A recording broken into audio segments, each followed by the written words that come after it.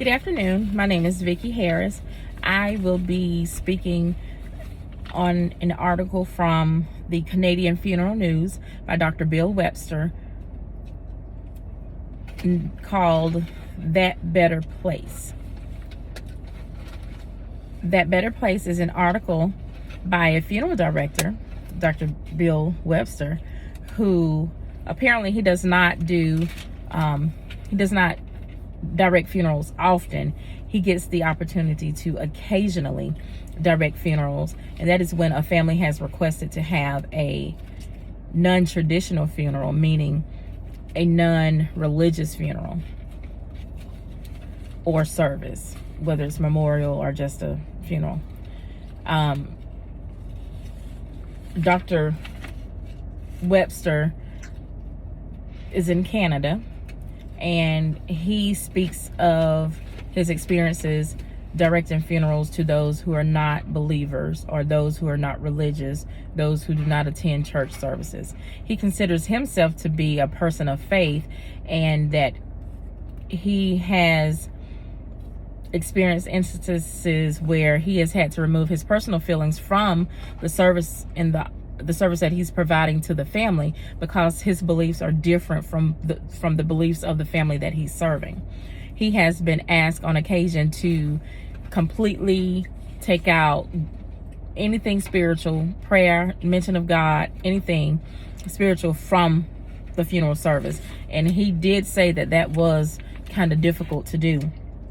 Having done so many times over the years, Dr. Webster began to wonder, what do these families believe happens to their loved one after they have passed on?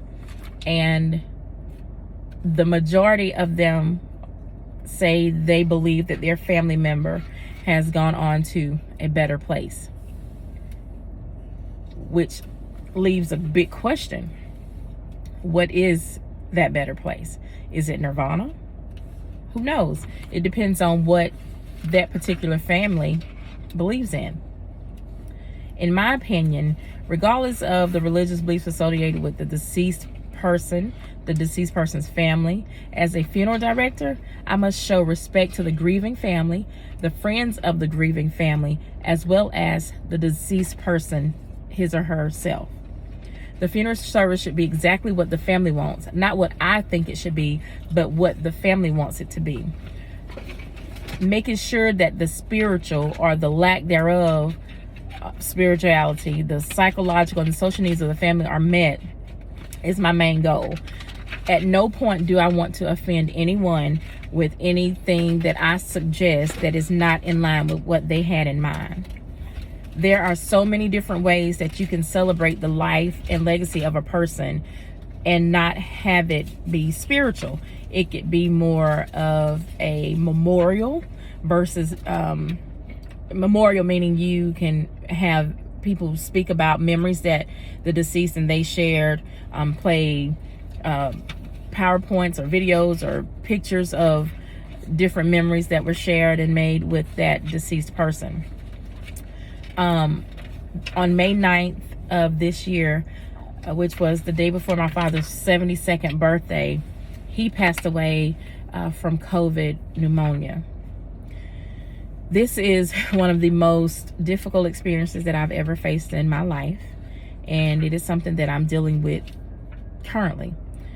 One thing that was the most important to myself and my family is how the way that we were treated, as well as the way my father was treated.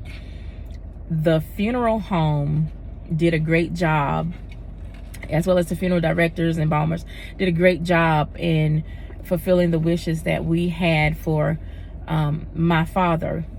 From the first call notifying, of the death, and that's where we want his remains to be taken.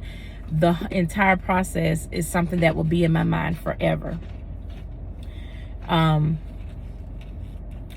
I will say the knowledge that I have gained from the Funeral Service Education Department at Jefferson State Community College, as well as the funeral home where I am currently doing my apprenticeship, it shone a bright light on the actual process that I wasn't aware of how things went, the process associated with the disposition of my father's remains.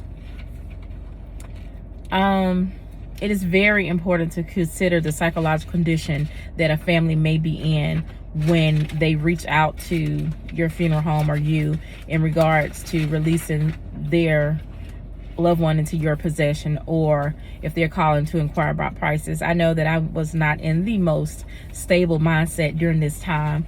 Going in to pick out the casket and the clothes, that was something else that was very difficult, and it seems to me that it just happened yesterday.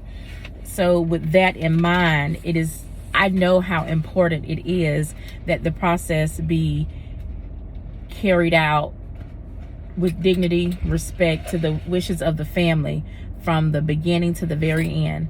The only thing that I would like to have had done to us that was not provided was to have someone follow up after a certain amount of time to make sure that everything that we wanted to have done was done, and just to basically see how we were doing and see if there was anything that we needed from them, which the answer is no, but the gesture to make sure that the family was okay. What I have learned from this article and my experience this far in this program in my apprenticeship, no matter what the religious status, preference that a deceased person may have, or their family, no matter what their preference of in life is, they still need to be treated with the utmost respect and have their wishes carried out. What matters to me does not matter to them.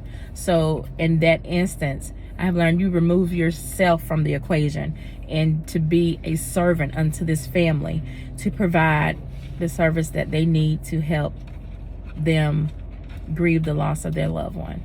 Thank you.